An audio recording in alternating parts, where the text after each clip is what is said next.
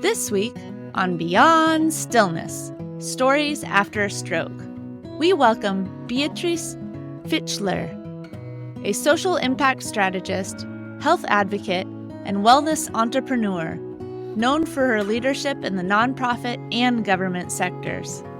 Originally from Santo Domingo, Dominican Republic, she now lives in Washington Heights, New York, with her husband Charles and their cat, Willow. Beatriz's journey has been fueled by a passion for social justice and personal transformation.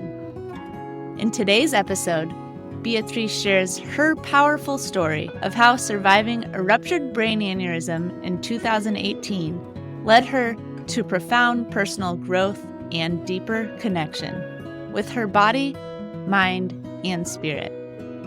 Join us as we explore how she turned this life-threatening crisis into a journey of healing, joy, and purpose. Beatriz's story is entitled From Intellect to Embodiment. Thank you for joining us for Part 2, Beatriz Fritschler's interview.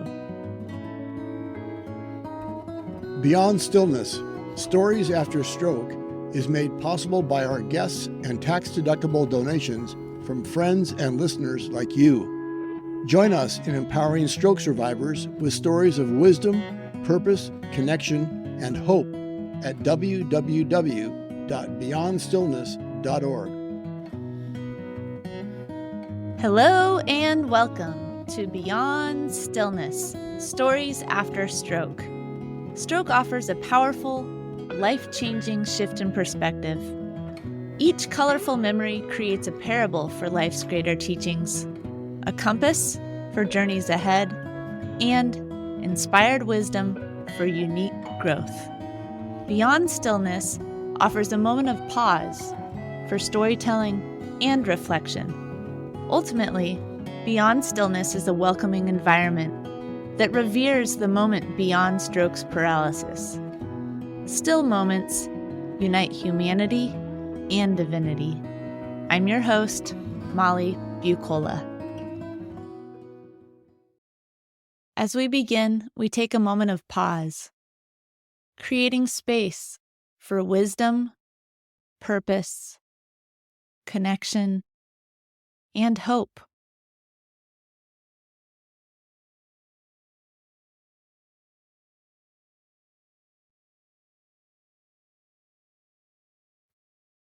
And we give thanks. Now, Beatriz Fritschler's interview. Beatriz, thank you for being with us today. You began your story by talking about your first group session of somatic therapy. Tell us what that is. What is somatic therapy? Somatic therapy or somatic experiencing is a therapeutic model that focuses on connecting with the sensations of the body. Basically, the belief in this therapeutic model, which was created by Peter Levine, is that our emotions are interpreted by our body. It's not a logical thing. It's a primal, innate thing. And by understanding how our body feels when we're experiencing different things, we become more in tune with what we're experiencing. They also believe that through that attunement with the body, you can process past traumas and release them. So movement is a big component of somatic therapy. And another big thing is EMDR, eye movement. Basically, you move the eye side to side or any kind of bilateral stimuli while you are narrating and processing an experience. You get to process it and rewrite it in your memory through this bilateral stimulation. And I found that was amazing for me. I started with individual therapy, and then my therapist recommended that I join her group, and I went through the experience with other people. And how is the experience with other people different for you than the one-on-one experience? It was very different. My therapist and I clicked right away, so I felt very comfortable with her. But being in a group with people of different genders, ages, and backgrounds was a little challenging. And to be honest, at that point in time, I was very distrusting of others and I was very close. So being in such a vulnerable space was not easy for me. Before, I had experience being very present and connected to others, and I wanted to return to that. So I remember what it felt to trust and to love and to care and to relate to other people, and I wanted that back. You had this feeling of trust and love, and then that was broken somehow. What was that breaking point? And many things. Losing my father suddenly to a brain related. He had viral encephalitis. My divorce, issues that I was dealing with my mother and with my now husband, Charles. And then a negative experience with people at work and in life. And I felt like all those pains and struggles closed me to the world. And then you were able to somehow rewrite that. Yeah. In the first session with other people, you said that you expressed a desire to be open-minded and connected. And it sounds like through your aneurysm recovery journey, you found that connection and you found that state of open-mindedness. Yeah, that is my joke, to be careful what you wish for, because God took it quite literally, and open-minded for me meant actually have had my head open through a craniotomy. I'm like, God, I didn't mean it like that, but hey, it met the goal. Yeah, I was very judgmental. I was very fearful, and by open-minded, I meant being able to take people at face value and not prejudge them. In that way, I could feel more connected to them. Yeah. Right after you had the aneurysm, you said, I realized the absurdity of clinging to professional ambitions while battling for my life. That new lesson didn't come right away because at first you just wanted to catch up with work. You were in the hospital trying desperately to catch up with work without realizing the gravity of the situation. First, I was in the process of getting a promotion, and I was going to take over for somebody that was leaving, and she was, I think, in her last couple of weeks. So I wanted to be even if it was by conference call, every minute to make sure that I supported the transition. When I realized that I couldn't even focus on a phone call, I couldn't even watch TV when I was in the hospital because of the sensitivity to light, I was like, oh, I don't think I can be in a meeting. All I'm going to do is stress myself out and not absorb any information. You talk about the gravity, the heaviness of being in the hospital for 20 days. How did you hold emotion and reflection in a healthy space? Well, it took a while for me. I think even when I left the hospital, I still wasn't fully aware of how serious my situation was. The pain was very front and center, and all I care about was getting rid of the headache. To be honest, I also didn't have a lot of quiet time because either I was receiving visitors or my hospital was a teaching hospital. So I had many medical fellows coming and visiting me and doing the cognitive testing and the physical testing and the medications also. So if I got maybe 3 hours straight quiet, that was great. But there was somebody in there for some reason all the time. Do you remember a specific doctor or nurse that you connected with during that time period in the hospital? Yes. My main nurse, and now I don't remember his name. Oh my God.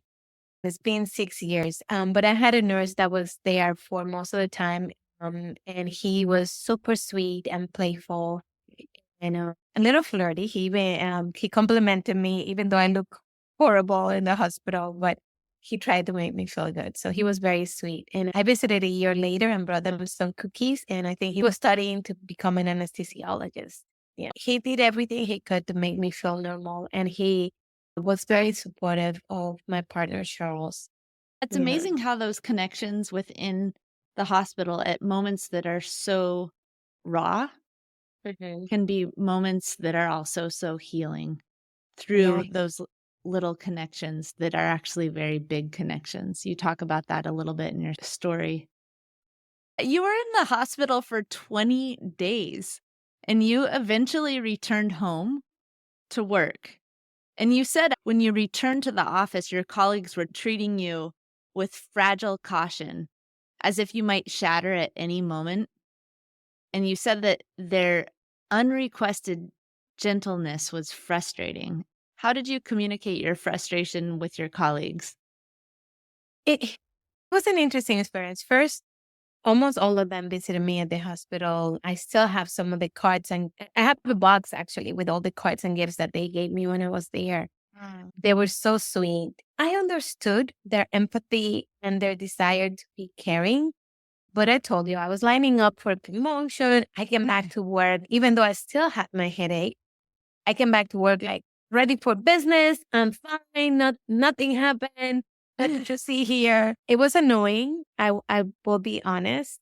But in hindsight, I understand that it all came from a good place. And the more I learn about the impact of brain aneurysms, the more I understand their reaction. Hmm. Were you able to tell them that you wanted to try certain things on your own?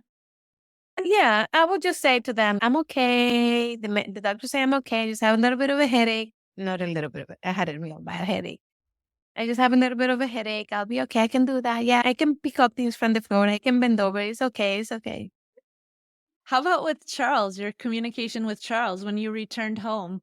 How did you communicate what you wanted to do versus what you needed help with? I think that didn't present challenges for us. He didn't really treat me any different. He always can be very caring and nurturing. Yeah, you have such great things to say about Charles. I wonder what can other care partners learn about care partnering from Charles? What are some things that he did that were really helpful for you along your recovery journey or are helpful for you along your recovery journey? When I was in the hospital, he listened to me and he provided what I wanted, which at that point was really good coffee because the hospital had bad coffee. um, he was very present in the moments where I couldn't verbalize my needs. He will speak up. He's very assertive, so he will demand for the kind of help and support I needed. And at home, we're very domestically compatible, so he just took really care of me, fed me, nurtured me, and make sure to be there for me. Hmm. Present, attentive, and Coffee and food. coffee and food. That's all we need, right? In your story, you described a meditative practice. Can you walk us through the steps of that meditative practice again? Well, at moments where I feel uneasy, anxious, confused, or if I'm having a reaction to something that doesn't make sense to me, like, why am I overreacting to this situation? One of the things I do is just lay on my back in bed, close my eyes, and put my hands in my stomach. And I just try to breathe deep and bring the air to the lower part of my abdomen. And I think this is something I picked up from yoga.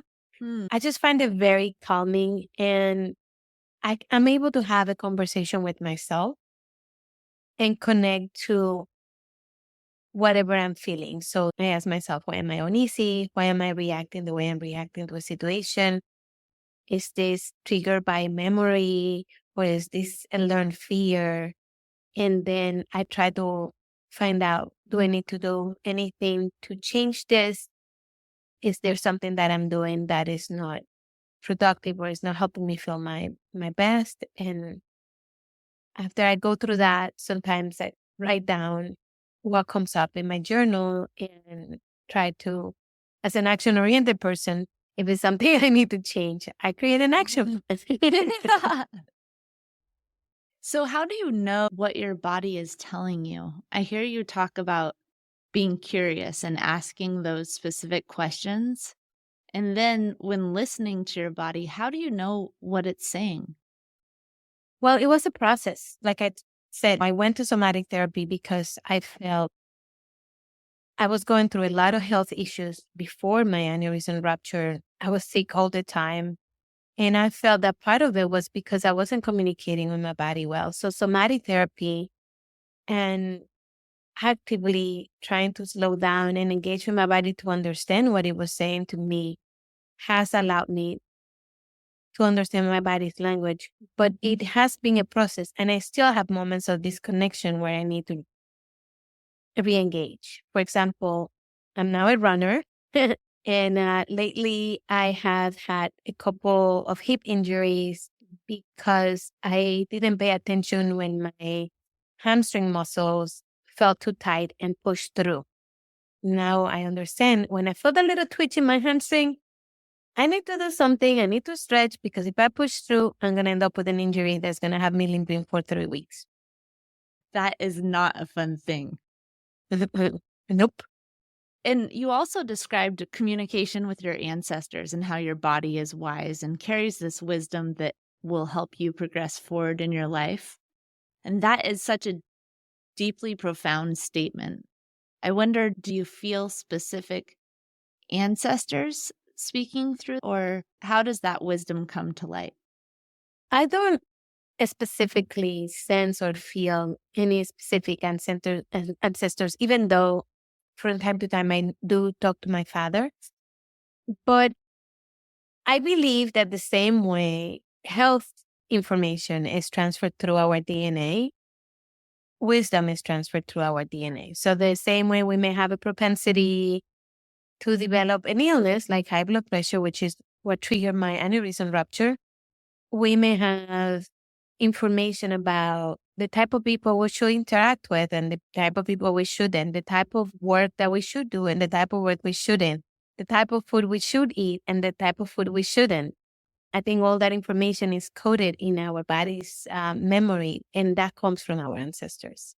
So being aware of how our body's reacting, whether it be a feeling, a physical, emotional feeling that is coming to light through our physicality. Is that what it is? Yeah. So, yeah, I think just engaging in conversation with the body connects us to that intergenerational wisdom. Beautiful. You spoke about eating, and at one point you said that you tried conscious eating. What is conscious eating? It is, again, going back to embodiment. For me, about diets since I was a teenager, reading magazines with diets and stuff, because I always been a curvy girl and I always wanted to be thinner. So I have consumed a lot of information about food and nutrition throughout my life. And after my aneurysm experience, I didn't want external information. I wanted to understand how different foods impacted my body. So what I did, I started monitoring how my body felt during certain meals and after certain meals. And I actually kept a journal that let me know, yeah, you love fried chicken, but you feel 2 hours after eating fried chicken, you feel sluggish. So you really enjoy the during, but the after is not so great. So maybe this is something that you will enjoy once or twice a year. Because I don't believe in deprivation. So if I'm willing to pay the price. But the same thing, I actually had quinoa today. I don't love the flavor, but I feel really good for it. Because for some reason, even though I don't enjoy eating it that much, my body feels really good after. It gives me prolonged energy. For example, one thing that I know I cannot do, even though I enjoy it very much during, is consume alcohol. It doesn't work well with my body. I feel depressed or anxious for days after. So it's not worth it. Oh, yeah. That's a hard one. Caffeine and alcohol. Those are. Well, I'm not giving up coffee. That's your thing. Don't do it. My body is absolutely okay with caffeine. That feels like deprivation, it sounds. Yeah, caffeine is my thing. I just had a cup. It's 3 my time, so my cutoff was 3 p.m. Oh, wow. Tell me more about the journal process. It sounds like you wrote full sentences while you were eating and later in the day. What was your journaling process? I will usually journal after the meal, not during, because I wanted to be present for my meal. I will just a couple of hours later just say, I ate this. It felt really good to eat. It tasted amazing, but I felt this after. Is this a food that I should be having every day? Is this a food that I should be having once in a while? And what I did is I started identifying the foods that made me feel best and eating more of those. And the ones that I still enjoy but didn't make me feel so good, I made them a rare occurrence. Did you return to your journal entries and read them like once a week or once every month? Not anymore, but at that point, yeah, I was kind of doing inventory at the end of the week. So for someone who wants to try this conscious eating practice, what are your suggestions? Get a notebook and from a place of non-judgment, just monitor how they feel during and after a meal and allow their body to let them know what's right for them. And to be honest, I learned that what the science says is not good for me doesn't feel so good for me. So my body validated the science, but I didn't go with the external information first, as I have done in the past. I decided to let my body tell me what works. My body eventually told me that I needed to reduce my portions because I was pre-diabetic. So I used the information I had already gathered and just reduced my portions. And that allowed me to lose over 50 pounds. Over 50 pounds, Beatriz. Congratulations. And it sounds like you're feeling better too, which is even more important. Yeah. I am grateful that my aneurysm experience didn't end with me dead or with a deficit, and that I have been able to reclaim my health. But even if I had a deficit, the practices that I put in place will make my life better no matter what. Absolutely. When you talked about returning to the gym in your story, you said, my mind was nervous and my body was ready. How did you align your mind and your body at that point? One of the things I learned that sometimes when I feel anxious is because I need movement. I started moving pretty soon after I left the hospital, milder ways, walking, and I even started cycling. I went to the gym after the headache subsided, which took a month after I left the hospital. And my body was eager to move and wanted a diversity of movement. There's a fine line between giving the body the rest it needs and pushing it to move. And both are necessary. And it's a balance in learning what the body needs at that point. And that might require some of the mind too. Yeah, definitely. Just like with quinoa, that I don't necessarily enjoy eating it, but I feel better later. Sometimes I just don't feel like working out. And I have to remind myself, when you do this, you always feel better later. So I have to think about the reward that may come an hour or two after. Yeah, maybe going back to your journal to see what you wrote before. Yeah. Love it. You recently wrote a book entitled Embody Joy, A Woman's Journey of Reconnection with Her Body. Why did you decide to write that book? I wanted to share first information about my aneurysm rupture, how it happened to hopefully help others. Because I was lucky that I called my boss, and when I was reporting that I couldn't go to work, I was reporting that I was going to be late to work. She said, you're having an aneurysm, go to the hospital. She recognized the sign. So definitely I wanted to put my story out there so other people could recognize the sign. But also after I learned to communicate with my body and I learned to nurture it the way it wanted to be nurtured, I experienced such a huge health improvement. Not only I felt better physically, but I really felt more joyful. And that's why I use the title Embody Joy, because through the process of embodiment, look, I'm getting goosebumps right now. Through the process of embodiment, I found a level of joy and happiness that I didn't know was available to me. And I just want everybody else to have that. Yeah. How would you describe joy without using the word joy? A tingle in my belly that represents excitement and makes me just want to smile and skip. the best way I can explain it. And it is something that's there even when bad things are happening. I could have a conflict at work with somebody or have a personal challenge with the happiness, that joy is still in the background. And I know I can access it when I overcome whatever I'm going through. Mm. It's interesting because at the beginning of our conversation, you talk about knowing and trusting in community. And then there was a point in your life that you lost that. And then your journey with somatic therapy has helped you refine that. And your aneurysm has helped you find that again. And what you're saying now is joy, like that trust, was always there. And we can always access it. And you're giving one way that you learned to access that no matter what. And I think joy is our natural state. Mm. We just lose our way, but it's our natural state. Where does joy come from? I guess from that collective intelligence that is passed down to us, that collective wisdom.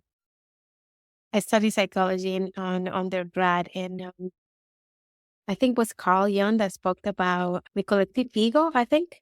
I hope. But I feel that just like the roots of a tree in a non-visible way, we are all connected underground. We are all one. We feel like individuals out here, but we're all one. And I think that joy comes from that universal knowledge, understanding, and connection.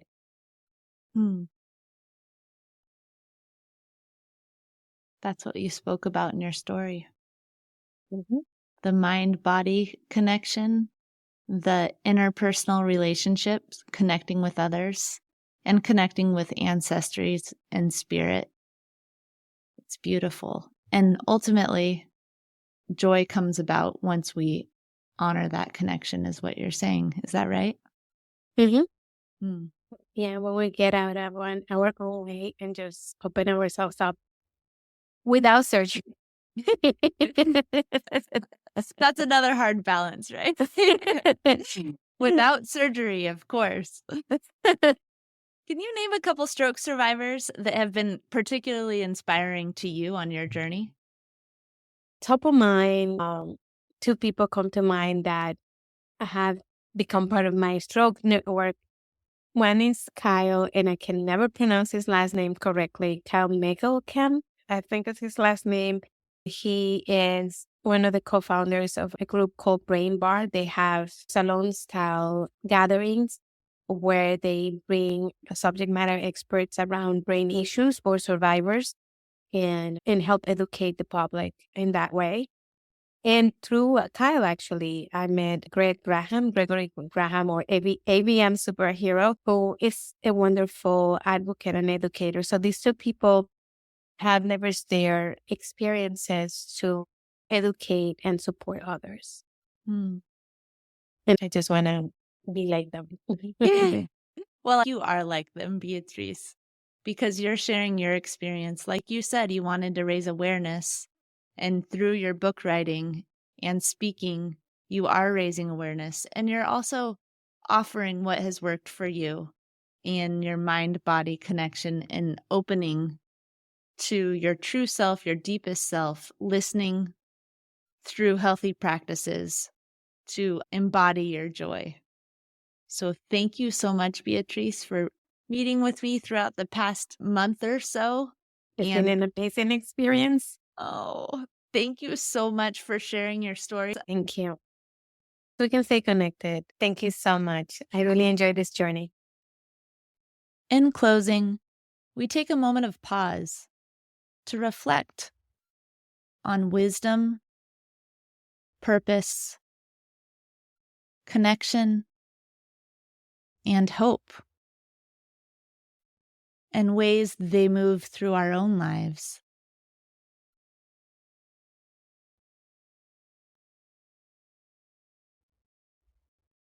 And we give thanks.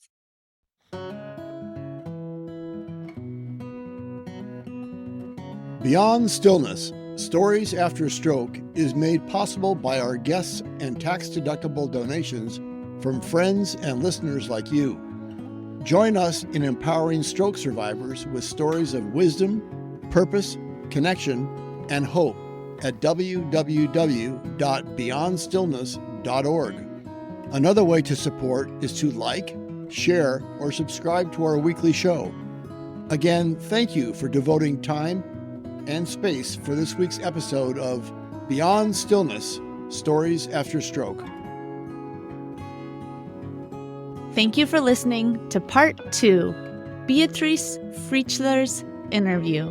For the full story, please listen to Part 1, Beatriz Fritschler's story. Each colorful memory creates a parable for life's greater teachings, a compass for journeys ahead, and inspired wisdom for unique growth. Thank you for joining us on this episode of Beyond Stillness, Stories After Stroke. We hope Beatriz Fritschler's story of resilience and transformation has inspired you to explore a deeper connection with your own body and life. Remember, in the face of crisis, there's profound wisdom and joy to be found. Thank you for listening. As part of the stroke community, you are more than supportive. You are inspirational.